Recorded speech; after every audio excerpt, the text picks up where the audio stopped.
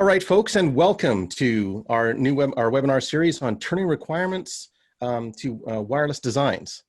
And I think I got that right. So, and this is and welcome, folks, for all you joining us on today's webinar. We have some great guests today. But before I get to the great guests, we're going to actually give a little bit of housekeeping items. If you got some great chat, you want to interact with your fellow wireless colleagues from around the globe, we actually allow that. We love doing that. So use the chat window. If you got some Q&A questions that you want to throw in there that maybe help kind of organize and your fellow peers can help answer, and we'll try to help answer those as well live on the air. Use the Q&A panel. And last but not least, Tawny, we always record our webinars and they are always available post webinar at a later date. And we do that. But without that, we're going to have a lot of fun today on this webinar. We're going to be taking a little bit of science and sorcery and magic and binding them together. And I'm going to just say, you know what, we've got, Tawny's going to introduce our guests, but I'm going to give out their names because I know we got Science Officer Clements and we've got Professor Adzema. Tawny, why don't you take it away? Welcome, everybody. Thanks, Stu. Yes, we are very excited to have two of, some of our favorite faces around here. Ryan and Sam, thank you so much for taking the time to join us. And this webinar was a little different because we actually made them do a lot of work. So we made them do some wireless designs and really excited. We will talk about that here in a little bit, but I will let them introduce themselves. Ryan, we'll start with you, Professor Adzema. I'm Ryan Adzema. I'm a corporate systems engineer at Juniper in the AI-driven enterprise team. Working on the MIST product line.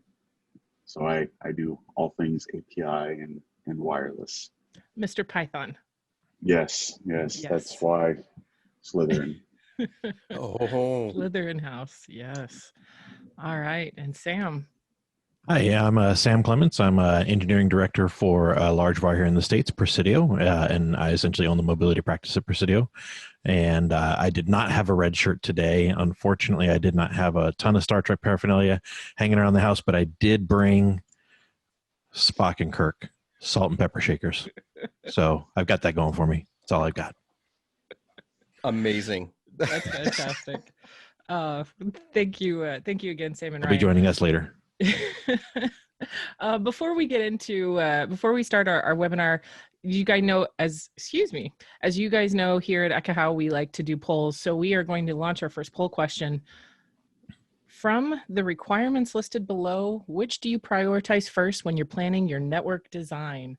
And I'm sorry, Ryan and Sam, you guys can't answer as panelists. It's option D, isn't it? Yes. Is that the right answer? It depends. It depends. All right, Stu, where's our music today? Oh my goodness, I am off cue. I think it was playing in the background, but I was too busy with our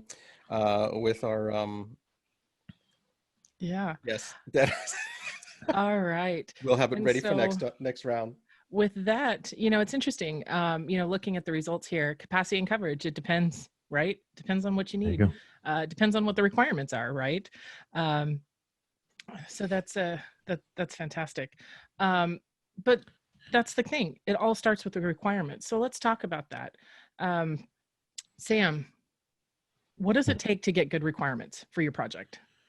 Gosh, it takes it almost feels like that's a special skill in and of itself. It takes a lot of conversation and a lot of discussion with the end user, the organization you're doing work with. It takes more than just filling out a questionnaire. Man, if I had a nickel for every time somebody said, "Hey, we're gonna put this down on a piece of paper, we're gonna send it out to customers so that we can gather our requirements," that just doesn't work. It just does not work well at all. It's a dialogue, because many times customers don't know what it is they want until you start talking to them.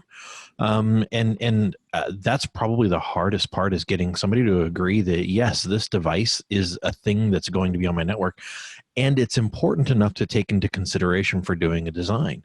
Remember, there's a real world cost to doing Wi-Fi design. Right? APs aren't free, controllers aren't free, switch ports aren't free, management platforms aren't free. And if you have to make a decision about plopping another AP onto a map, and that's going to cost thousands of dollars. You know, you need to be able to back that up with somebody said, this is important for my business, for my device, and what it is I'm going to be doing to justify that cost and expense. It's hard. So what do you do, Ryan, if you have a customer that just says, you know, someone was commenting, I just want good Wi-Fi that works in my office? Where do you start with those customers? So that's where you have to break it down, just like you have listed here. Primarily, you know, what devices, what applications, how many. You have to guide them into getting the numbers that we use, which is tough. You know, I've had companies that say, well, you know, we're primarily iPhone, so just designed for iPhone. And then they forgot about the marketing tablets that are scattered throughout the environment that are all Android 2.4 only, you know, old things. So getting a view of their existing network, if they have one, you know, seeing if you can gather the information that they may not have from that can go a long way too. Finding out what's important and then setting realistic expectations. I think that's one of the challenges. You know, schools, I've heard horror stories of schools where we want to fill a gymnasium with Chromebooks and they all want Netflix. That's no, sorry, you're not going to put 1,000 of them in there and all stream Netflix at 4K. Let's get back to the realistic. Are you ever going to actually do that? No, they were just saying that because they think that is the pinnacle of a good wireless network. So let's get back to the realistic numbers. And that's kind of what you do. I think, you know, it's funny you're talking about the realistic expectations. A lot of people, you know, in my limited experience, they want all the things in all the places that can do everything, all the things, right? But it's being able to peel back and really dive into what their needs are and how they're going to use it is really critical to that step. So that being said, today not today, but we challenged Ryan and Sam to do a design and we gave them a list of requirements. So let's talk about some of the requirements that we had. Ryan, we'll start with yours. Some of yours I think were a little challenging. Yeah. So what was the most challenging thing that you came across in that? Well, I mean, actually the environment was probably the most challenging part of it. It wasn't I mean, it's a large space, but it wasn't particularly massive. But when you're dealing with brick walls and cinder blocks and what do we have? The Defense Against Dark Arts and Potions classroom, we're explosion proof. To me, that means lead-lined walls. If you've ever done a hospital, you've probably experienced that. Yeah, I think the hardest part was how many nooks and crannies there were. It's not, the environment didn't flow. So there was a lot of walls breaking up where normally we would be able to stretch that space. So getting good coverage, multi-AP coverage was probably the hardest part because of the walls. You know, how do you, in a lead-lined classroom, how do you get that second AP coverage? Well, you add a second AP to the classroom. So now we're doing 2 APs per classroom. Because that's best design practices, right? Right. Yeah. So yeah, it got tricky with that. Awesome. Sam, what about you? Yeah, so I had it easy because I could just pick up the phone and call Gene and say, "Hey, Mr. Roddenberry, tell me about this device," and he'd be like, "Oh no, man, it's easy. Yeah, this signal strength and it'll tolerate this number of APs." No, yeah, it was the challenge was, as it turns out, starships are massive things, and we discovered that. Yeah, very much so. You're like Hogwarts or the Enterprise. I'm like, the Enterprise, that'll be easy. No, probably shouldn't have done that. But yeah, there's obviously the details that were spelled out in the requirements were by and large fairly straightforward because we have the benefit in today's healthcare environments of using, like, for example, Vocera badges, which a lot of people call Star Trek communicators anyway. So I was able to use that as a starting point for some of my design philosophy and criteria, as far as where I was going to put what and what design criteria I actually picked as part of my project. So really detailing out how the decks were laid out and how they were and how the walls were built and what the attenuation was. You know, it was a lot of work. Yeah. Sounds complicated. It is. It does sound complicated. You know, one of the things that I have I'm curious. Question for you guys: do you, as part of your design, would you have done in this scenario a pre-deployment survey at your facility? Yes. Not just because it's Hogwarts, right? No, So let's ask. Yeah, this was. I mean, you know, talking about that while people are filling out the poll. Yeah. This was a location where I didn't have any reference. So visiting on site and getting, you know, what's the attenuation of these walls? What are the distances really like? And does my map match the environment? And so I love seeing that. You know, it's when you don't have any reference, pre-deployment site surveys are critical to ensuring the success of your design. So now that we understand you guys had your requirements, what do we do next, right? How do you translate requirements into a high-performing, reliable wireless design? So let's talk about just a few of the fundamentals here. Sam, this was a graphic actually that I stole from you, with permission, of course. With folks. permission, yes. But so talking about design, right? So Sam, share with us your thoughts behind this and how that came about. Yeah, I mean, I think that there are really three primary ways you can design a network. You can design a network by 100% guesswork. You can design a network by 100% going out and taking empirical measurements. Empirical means I've sampled, I've measured, it's not going to change. A sort of option number 2, and then option number 3 is somewhere in the middle. And each one of those has its pros and cons. And really, our wireless designs are about mitigating risk to your organization, right? Because as you said, the customers rarely come to you and say, hey, I need a thing that'll give me negative 67 dBm with 2 APs in all locations with blah, blah, blah, blah, blah, blah. You're translating a business concern into a Wi-Fi design, and its mitigation of that business concern, of that risk to that business, is ultimately what our design is about. And so you have to understand what your tolerance is for risk in doing your design. What happens if you get it wrong? Is it bad if you get it wrong? And if it is bad if you get it wrong, then maybe you want to offset that risk up front with your approach to doing your Wi-Fi design. Fantastic. So I know we're excited to get into talking about what the requirements were. So actually, we're going to start with Ryan's design today. So reminding everybody what Ryan's requirements were. He had some RTLS tracking in there. Note 2.4 was not specified, just the location tracking.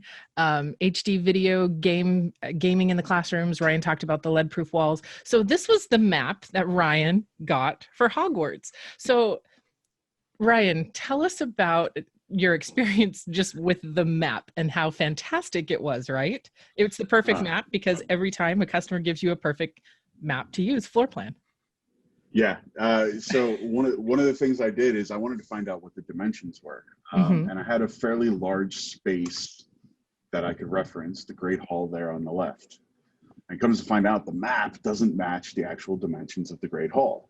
And I think we've probably all experienced that, where you end up with an emergency exit plan as a, the floor plans or some even an Excel spreadsheet with the cells all spread out.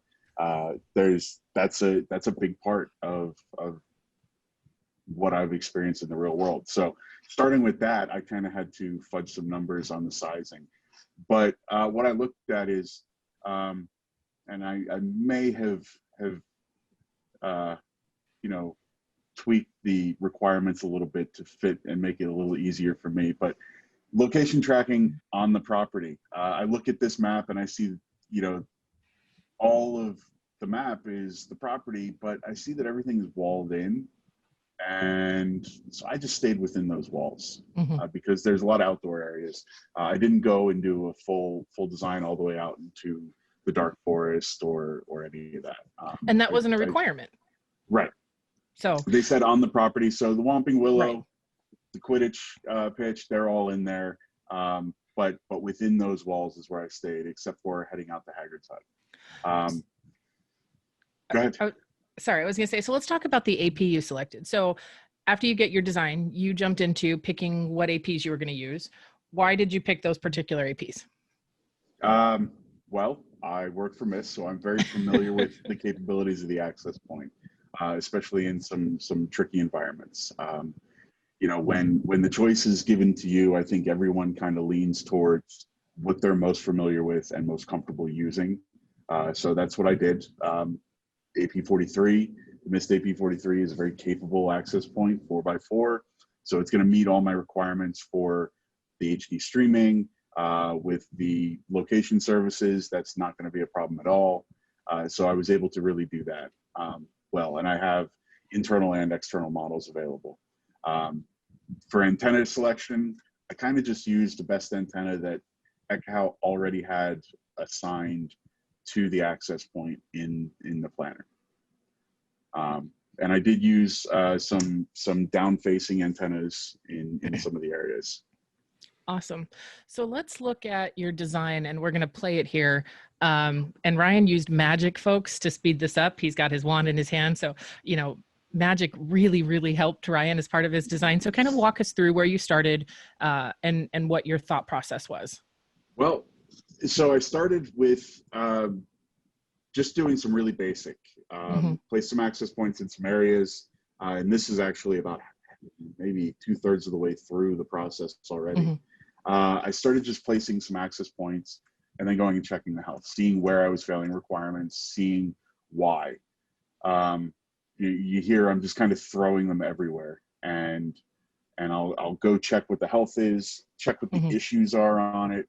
I do use the auto channel planner because I've found in my experience it does a good enough job at simulating a layout that RRM may use.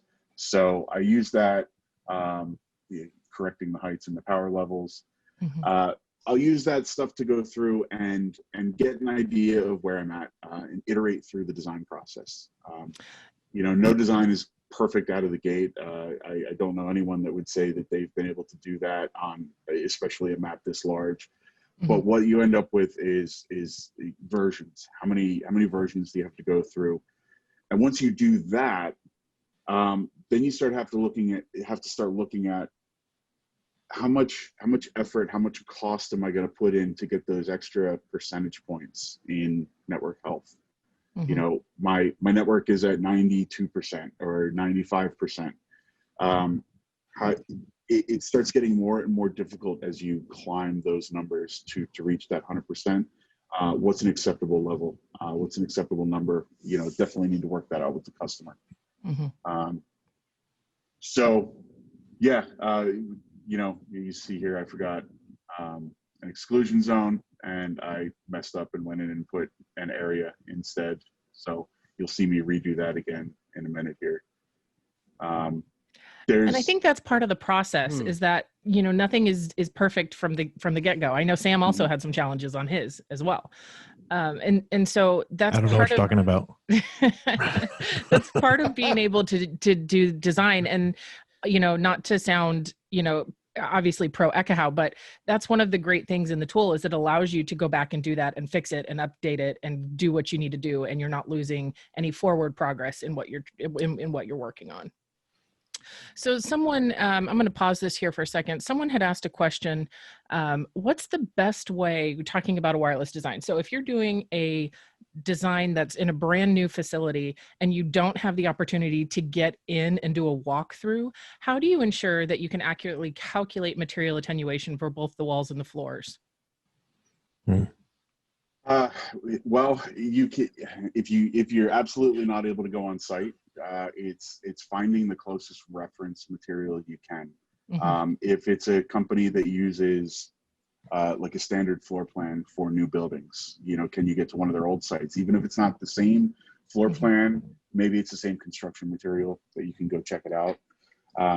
Not being able to visit a site at all is a very, very tricky and I think risky thing with wireless design.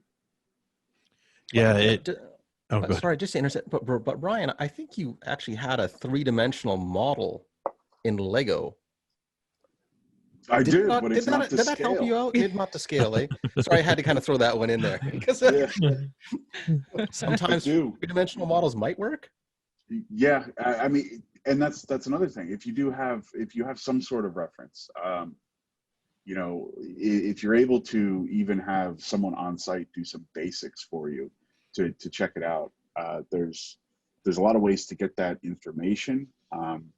But getting that information is critical when you're not familiar with the environment. I think you'd have to head over to platform 9 3/4 and pass to the wall and see if you can get over there.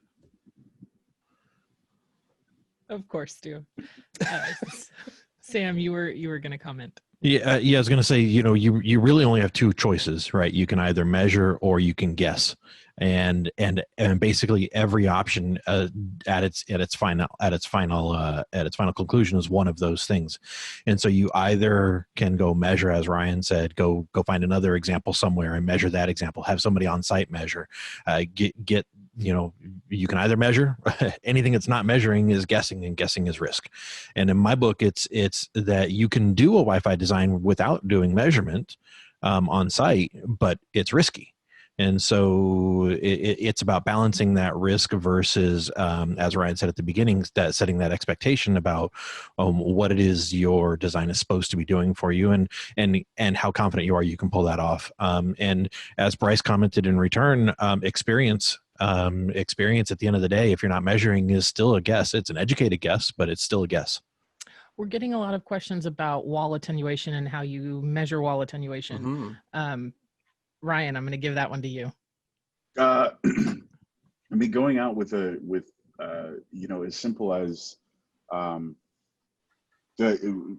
what I would do now. I haven't been out on site in a while, but what I would do is simply take measurements, you know, samples along a wall of whatever I have transmitting in the environment. If I don't have something, set it up so that I know,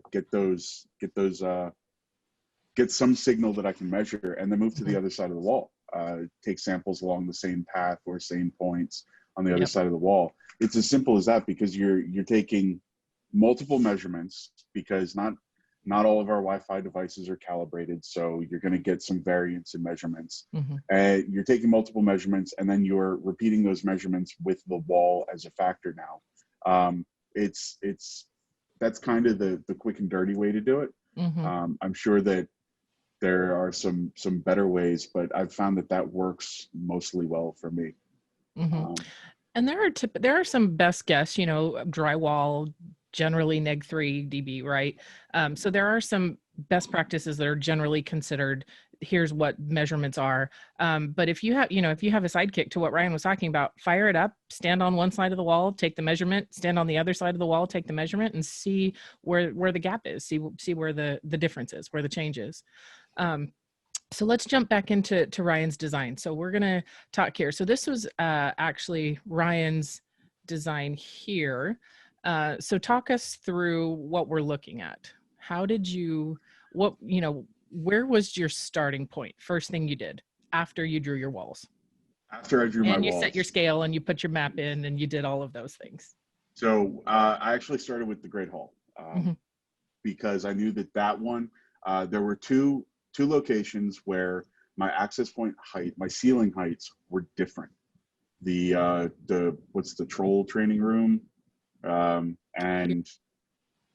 the Great Hall. Yep. The troll training room was, I believe, 30 feet. And the Great Hall, it's like super high. I wasn't given any specifications, but everyone knows it's about 120 feet high. Everybody knows, common knowledge. Everyone knows. So that's where I started with the Great Hall, because that's where I used down-facing access point antennas off my access points. Fortunately, those candles are strong enough to actually hang access points from them. So I didn't have to use just the walls. Genius. That's genius. So that's where I started. From there, I was able to just kind of move through the environment. And those are, the Great Hall is actually the only place I did use external access points as well. So let's look at Ryan's signal strength here. Did you have any challenges making sure that you had the coverage you needed to meet the requirements? Yep. Those classrooms there on the right hand side where the majority of the school is, that kind of two courtyard block there, was just brutal because of the walls, brick, cinder block, concrete, closest I could get to what a castle is built out of. Just sucked up any signal from room to room, which is why you see some of these rooms are double access points in the rooms, because we need secondary coverage to meet some of the requirements, and we weren't even getting signal out into the hallways from some of those rooms. So applying that to real world application, that's challenges that sometimes folks have in older universities, in historic buildings, in some of those places you were talking earlier, alluded to healthcare facilities, some of those challenges. We have those challenges in environments that we're working in today from across every industry. And you've got a mix of brick and cinder block and drywall and all of those challenges. And so it's really important to make sure you're understanding what your wall is made of. Yeah, I mean, I can tell you from my experience, I worked at a university for a few years that was built to withstand earthquakes and was designed, the architect that designed it traditionally had designed prisons. So you can imagine how thick some of those walls were. So yeah, down in the basement levels, it was almost identical to what I was seeing in this. That's crazy. So let's talk about AP placement really quick. And I know we did not have any cabling requirements or anything like that, or mounting or aesthetic, requirements for these. But in a real deployment, in a real design, those are considerations. Do you consider, and I know Shatal, thank you for the question. He asks, when doing a design, are you taking AP placement into consideration for the factors about being able to get infrastructure, cabling, and where to mount, et cetera, for those? Yes, absolutely.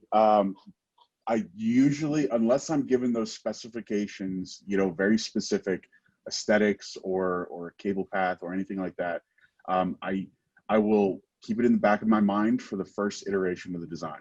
As I finish that design to present to the customer to discuss with their, either my cable team or their cable team, their aesthetics or whoever is their stakeholder to discuss it. I'll bring that design to them, and then we'll discuss and see what needs to be changed, whether it's a design altering change or just some minor movements that need to be made, some minor accommodations for those kind of factors. Now, if it is provided, you're not allowed to hang on the ceiling of classrooms in the initial requirements, then that obviously does have to get taken into account in the initial design. But yeah, I usually save that for phase 2 because honestly, I don't often get the aesthetics requirements until I say I want to hang an AP there, and they go, oh no, you can't. Yeah. So. And so jokingly, one of the requirements for Hogwarts was that Hagrid's coverage needed to be extended to Hagrid's cottage, and Ryan said, "I just trudged fiber." So, Yep. It's important to keep cabling in mind and all of those things. I think now that was not only made it a little easier for me and kind of fun, but I think that highlights the importance of getting requirement specifics, because in a real world requirements, it could be that, okay, you're not allowed to trench. You have to use some sort of point-to-point link. You have to get coverage to this hut. But all that I was told was you have to get coverage to this hut. Okay, so I got a shovel, dug a trench, and threw some fiber in it. So that's yes, it worked out in my favor, but You know, that's And there's a nothing good wrong with example. Right. There's nothing wrong with that, right? It's meeting the requirements, because who knows, maybe you can't push the amount of data you need Mhm. to that point to his, and he may have a lot of stuff. Hagrid's known for being a bandwidth hog. Is that what you're saying? Yeah, Yeah. I think so. Yes. Yeah. So let's look at network health, Ryan, here, what we're seeing. And specifically, let's look at what the issues were for network health. Because when I look at this, it looks like there are some areas that might not meet your requirements, but that's misleading. Yes. So the channel interference, yes, there is quite a bit of it in those outdoor areas. Outdoor is you know, free space. Signal's going to go far. Probably could have done quite a bit of power tuning. This was just using a static power level across all access points. So I could have you know, really tweaked this to make it work better in the imagery. Now, in the real world, we know that RRM is going to kick in and do a lot of different things. So the channel interference probably would back off quite a bit just from turning everything on.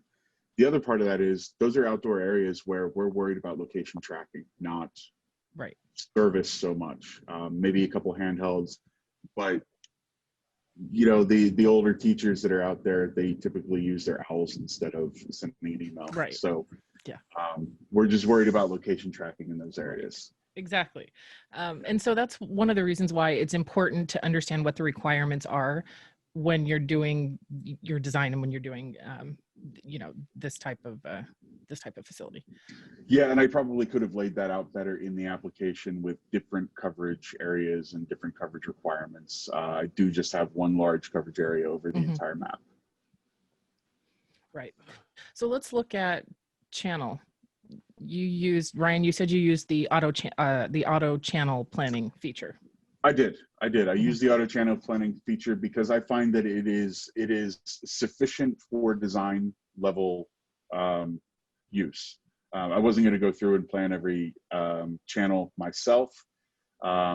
Getting an idea of, is it even possible to get a layout in this configuration where I don't have excessive channel interference?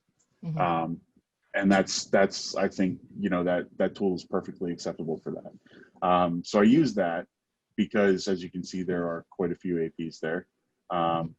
And I was able to see that, yes, I can reach that what I'm looking for as far as channel interference goes. You know, I was able to use every single channel because in the wizarding world, they don't have to worry about DFS. Magic. And channel 165 works perfectly on every device. And so it should. Yeah, I mean, it's very easy to upgrade. They just, you know, hit it with the wand and they get the new channels. So I could have even gone further. And I think, you know, you mentioned it, right, Ryan, is the radio, the auto planner for the radio auto planner is key, because when you're getting to this complexity of how many channels you're allowed to use, I mean, you would spend hours and hours on a map like this trying to figure out and balancing it, when the tool is already there to help you do that, right? And take into accounts of what you gave the software. You told Ekahau that there's a wall here. You told Ekahau that this is the value of this, and that's where these things come into play. Now, I may not, if I were going for a static channel plan, if that were a requirement, I would probably put more care into that. Maybe use the auto channel planner as a starting point, and then go through and design myself. But like I said, for the purposes of, is it possible with this footprint? Yeah, it's perfectly fine. And we all know that when we do the auto channel planning, it gives us setups for that basis, right? Because when we go into our, like you see on a MISH dashboard, it's going to start running some other additional algorithms on top of that based on some real world metrics, right? Yeah, and I mean, if you've ever used any vendor's RRM and watched it in action, you can see that sometimes they make decisions that I wouldn't make, but that's because they have more information than I have. And you may look at in Ekahau where you would see overlap, but realize that that's actually the best configuration in the real world. So yeah, this is not this is not a perfect representation of what it will look like. It's a very good way to get a foothold into the design. Awesome. So let's switch gears and let's go into the future. Jason, you are correct. Yes. The wand is AI. There we go. Yes, that's Yes. why we bring our wands to the show. Yes. Let's switch gears and go into the future where Sam is waiting for us. And let's remind everyone of the requirements that Sam has. So let's talk about the map, your maps. You had 2 locations that you had to do. And the reason that Sam had 2 locations and it was done that way is because I think the first map we gave Sam was like 167,000 square feet or something like that. And it was square meters. Yeah, 900 something APs. Yeah, it was intense to say the least. And so, as a couple of people have pointed out, there are actually 2 different maps that we did here. One was the bridge, and then the other one was GDAC. And the bridge is from NCC 1701D, and the GDAC is from A. So I saw a couple of questions about that. So sorry. But yeah, the bridge was fairly straightforward in that obviously we've all seen pictures of this everywhere, so we all have a really good indicator of what this looks like in our head. We can visualize this very, very well, and so translating this design ended up being into 2 coverage profiles. One was for the bridge, and then one was for some of these ancillary areas around the bridge that were not expected to be populated regularly. And then of course GDAC was quite a bit more intense. I think you have a video of some of that, right? I do. We are going to look at it here, but first, let's look at the AP you chose. Yeah, so I picked the Cisco 9130 because there was obviously some pretty significant density concerns in the requirements as far as number of devices, and the 9130 allowed me to do dual 5 gigahertz because that was one of the requirements. That was one of the assumptions that I was able to make about the device types. Our communicator badges and the things that our people were bringing through the environment were all expected to be 5 gigahertz, but the 9130 allowed me to do dual 5 gigahertz to increase capacity without turning off that 2.4 gigahertz radio. So it allowed me to retain that flexibility for my weapons control systems, which were all 2.4 gigahertz. And I think a bunch of the replicators were marked off as 2.4 gigahertz as well. So it allowed me to increase capacity wherever I needed it, and then not have to sacrifice that 2.4 gigahertz radio. So let's take a look at, Sam, your design and talk us through where you started. Yeah, so I started on the bridge, of course, and so obviously built myself a coverage area, and then drew some walls out on the bridge based on the materials being used for the walls, and then like Ryan was doing, I just went into placing AP mode, using the live view there to sort of get a feel for what my design was looking at, and then switched over to signal strength, and then started, as you can see, massaging my design here and there. Started chasing some of the gray circles around. Did that for a little bit, sort of before I realized I've neglected to define my requirements, and then went back in and defined my requirements to make sure that I didn't hose myself up too badly. And so there you can see I did indeed hose myself up too badly, and so I had to go back through and redo a bunch of work specifically around channel overlap and redundant coverage or secondary coverage. And then, of course, switched over to the detailed view, which gave me a little bit higher fidelity view of what it was I was looking at there on the bridge. And then, of course, there's my secondary design area for the outer areas of the bridge that weren't going to be like the computer interface room in the middle, and then the outer areas along the side here, where we expected to be able to use some of these applications, but we knew we were going to be able to get away with slightly different coverage requirements, largely because they were going to be unpopulated. So 2 different coverage areas, and then there's, of course, my pane. And then there's, of course, me fixing my pane with my static channel plan. And as Ryan said, when we do these things, when we're working to make the map green, of course, what we're trying to do is make sure that we have a sane starting point for our systems, for a design, right? Obviously, we want to make sure that when we're doing our AP on a stick design, we've got a good understanding about where it is we're going. But B, we want to make sure that if we can't come up with a channel plan, the computers probably aren't going to be able to come up with a channel plan. So, and did you just get through all the walls there? I did. My wall drawing. I'm going to back it up a little bit so we can look at that. Sam had a lot of walls to draw. Yeah, GDAC was exciting there for sure. And so walk us through your approach for GDAC. Because Yeah, it had GDAC, some different requirements. It did, and I started off with just getting the paint out of the way, and the paint is the walls, and it took me probably 30 minutes or so to do all of the walls proper. I had ran into a couple of issues here and there. You can see 10 forward being built out. Basically, did a coverage requirement over the entire GDAC, and then added in coverage requirements for the 3 holodeck rooms, and then of course one for 10 forward there. Knowing that the holodeck and 10 forward were going to have different coverage requirements for the actual application, a number of APs, channel overlap, and signal strength and whatnot. And then here, what I did was actually, as I started placing APs, I started placing and moving APs in network issues mode so that I could see, as I was changing and correcting APs and locations and adding, I could see that the problems were going away in real time. And I could see other problems cropping up. So I'd place an AP, and then my secondary signal strength problem would go away. And then I would go back and I would now have a channel overlap issue. And so then I'd go back and change the channels in order to correct that, just to make sure that I had some semblance of sanity in my design. So let's look at your design for the bridge. Yeah, the design for the bridge ended up being fairly straightforward. Of course, I had some aesthetic concerns, meaning I didn't want APs to be in view of the cameras because that would be untoward. Nobody's ever watched an episode of Star Trek and seen an AP on the ceiling, right? And so really trying to make sure that that the APs were at a place that made sense, that weren't going to be one of those things, hey, let's put one right over the captain's chair. Well, that's probably a silly thing to do, right? This design, like I said, two separate coverage requirements, one for the broader bridge and then one for the outer areas there that had some lighter requirements, especially on secondary coverage. And your GDAC design.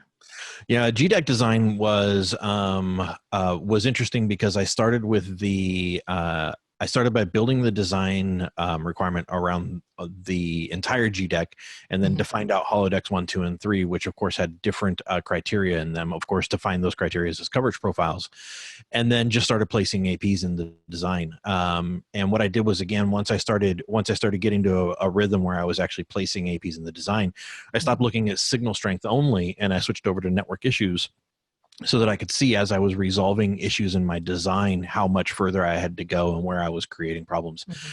The number one challenge, I think, in Wi-Fi is there is such a thing as too many APs. And, all of our design criteria, except for one, means put more APs in. The channel overlap requirement means take APs out. And so it's making sure that when you cross that threshold, you know that you've crossed that threshold and you can do something about it right away. Awesome. So let's look at the signal strength for 2.4 on yours, because that was part of, you utilized 2.4 for some of the requirements. Yeah, it was. In 2.4 gigahertz for my IoT devices, I was able to get away with a really generous RSSI threshold down at -80, which really allowed me to take advantage of some pretty sizable cells in 2.4 gigahertz, which allowed me to turn off a bunch of radios, which allowed me to mitigate some channel overlap concerns. So it's a bit of a balancing act, as far as, obviously, if you leave every single 2.4 gigahertz radio on, you're going to end up with too much channel overlap. And the same thing on GDAC. Now, the interesting thing here is that there's an alarmingly small number of 2.4 gigahertz radios turned on in order to get this coverage.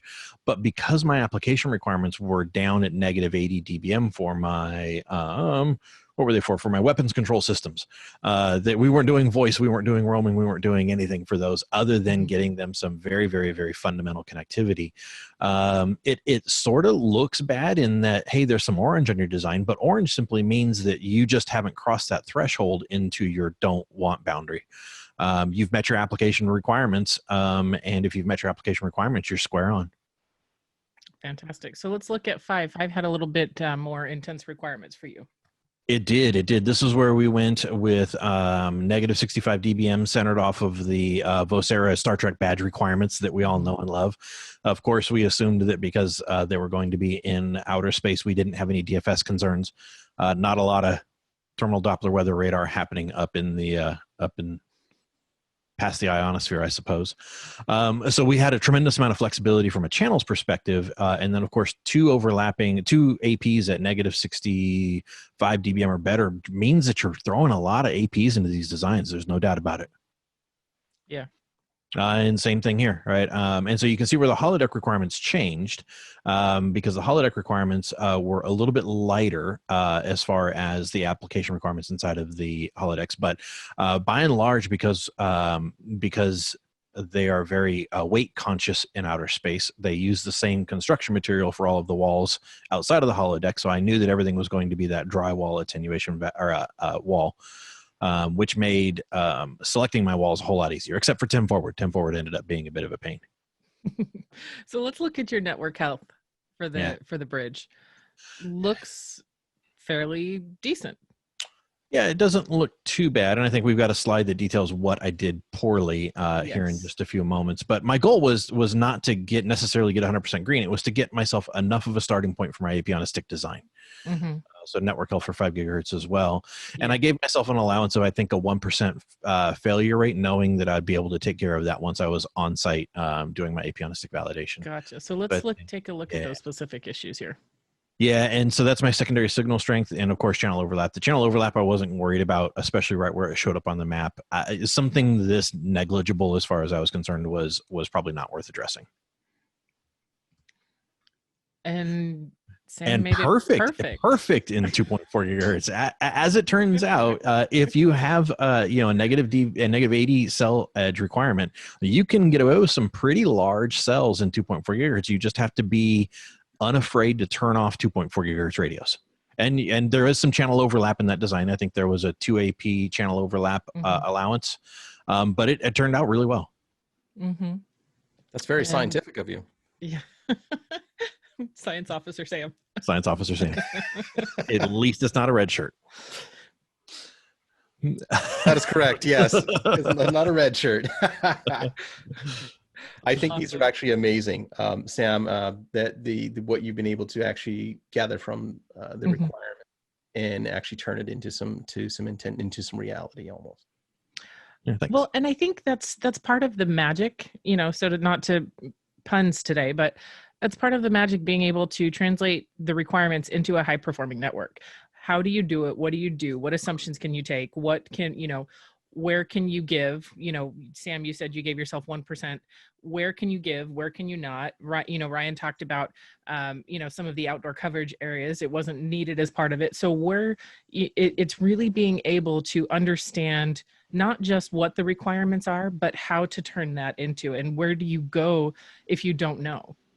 Well, and no two customers, deployments, maps, environments are going to be the same. So the sacrifices are the exceptions that you use on one are not going to be the same for your next design. And so you have to understand where you can break the rules, and understand that breaking the rules on engagement A doesn't mean that you can do the same thing on engagement B. You may have to break a different set of rules in engagement B in order to balance that risk versus reward. Right. So let's take a look at your channel coverage here. Perfect. It's awesome. It's beautiful. Of course. I think channel coverage on in 2.4 gigahertz on GDAC was probably, yeah. So you can see that there's some pretty sizable cells there. That's a work of art. Yeah. That is. Yes. Yeah. 5 looks a little better. Yeah. 5 on GDAC I thought was looked very nice as well. Yes. Yeah. Awesome. So Sam, well, since we're on with you, final thoughts, some thoughts on design, where basically do you start for folks who don't know? Like, for example, if they're in a new building, you can't get on site. Yeah. How do you handle the visualization piece of that? Yeah, we run across that all the time, which is, hey, we're building this building and no, you can't come on site because of construction, or because it's in a different country, or it's in outer space, or wherever it is. And it comes down to risk. You can do a design without being on site, no problem at all. I think it's about risk mitigation. If you want to guarantee that thing's going to perform, then you have to make some allowances for people coming on site. If you don't want to make those allowances, something's got to give. I want a Corvette that seats 6 comfortably, that does 200 miles an hour, that gets 70 miles an hour to the gallon, and oh, by the way, I want it to cost $20,000. Don't we all? But at some point you have to have some sort of a reckoning, and you have to have, and I don't know what that reckoning is, right? Every customer has a different reckoning. Every customer has a different give and take. Every environment is different. You have to sit down and communicate with that person and say, one of these has got to give. Let's talk about which one is best to give for you. You know, that's a good segue. Someone asked the question, we're having issues being able to mount APs on light poles in parks and areas outside, but the power company isn't happy about that. Suggestions or thoughts on alternatives to use in that type of situation? Yeah, I mean, power is always intriguing because you have to get the things up and online at some point. The parks environment, I think, is intriguing too, because a lot of different ways to get power out in the boonies, right? Solar cells, battery backups, enclosures. Our good friends over at Ventive have a whole bunch of outdoor power requirement options. When do you need that Wi-Fi up and running? Does it need to be 24/7? Do you really need Wi-Fi in the park at 3 a.m.? And if not, then maybe you can get away with daytime solar activity. Or is the park's going to be populated when it's raining out? If not, maybe you don't need a battery backup on a solar cell. It's gathering all those requirements about the operational expectations about the network, and then building a power solution to meet that. Ryan, what would you do if you're working on a project, new build, and they say, here's the floor plans, but we don't know what the wall's going to be made of yet, but we want to see an initial design? What would I would, if we don't know what it's made of and they're not able to tell me what it's made of, we're going to have to make assumptions. So based on the office type or the building type, I would discuss with them what it's most likely going to end up being close to. And if there's a couple options that they're weighing, something like that, maybe work through that. But if they don't know, someone has to pick what it's going to be for the design purposes. I'd rather it be them backing into one or two options than me just assuming. But that's what it, like Sam said earlier, it's just going to be a guess unless they're able to tell me definitively what it is. And I think that's one of the challenges for Wi-Fi engineers is, Ryan, you talked about multiple design iterations. You don't address the cabling piece or, some of the mounting aesthetic pieces until, second generation or second iteration of the design. And I think, folks feel free to chime in, but that's one of the challenges is that you have to make some assumptions, and they're not always going to be right because you only can do what you can do, what you know. You can't, if a customer says, well, I don't know what it's going to be yet, you say, okay, well then I cannot give you a guarantee. And I think that's where some of the challenges and the communication comes into play is what you put in is what you're going to get out. If you don't know what it is, then it's not going to be the best, it's not going to be the best design because you don't have all of the information in it yet. But Ryan, some final thoughts from you about design in general and approaching and what approach to take and how to implement or translate requirements into design. Well, yeah, translating requirements is probably the most important, but kind of on top of that is making sure the requirements are realistic. Is always something that's really hard. If someone tells me that they want 4K streaming video everywhere for hundreds of clients, yeah, we can probably get there with antennas and all of that, but your budget is going to go 10, 20 times higher than what they're expecting because we're going to have to shrink those cells down super small. There's all sorts of ways to negotiate on that. I think that's probably what it is. The design process is a negotiation. How would I design the perfect network in this space? What do they want to pay for? And getting to that middle ground of, okay, here's what they needed to do, here's what they wanted to do, and here's what they're willing to pay for, and finding that balance. And I think, correct me if I'm wrong, folks, we did have Sam's lovely cost, risk, and effort, being able to balance that. Exactly what Ryan is talking about is balancing those expectations with individuals. Well, once again, Ryan, Sam, thank you so much for taking the time to do this. And thank you for taking the time to do a design for us so that we could share that with folks. I am going to volunteer you to, if anyone has questions, please feel free to reach out to Ryan and Sam. I know that they are more than happy to share and engage and answer. I'm sure most of you have seen them engaging on Twitter and in other avenues. But Ryan and Sam, thank you so much for being here with us today. We really appreciate it. It's No problem. my pleasure. Thanks for having me. All right, Thank Stu, any you. final thoughts from you? I think this is just really important as I think our two esteemed guests, Science Officer Clements and Professor Adsma has said today is that you got to know the requirements. You got to meet meeting these expectations of the clients and the true realities of it.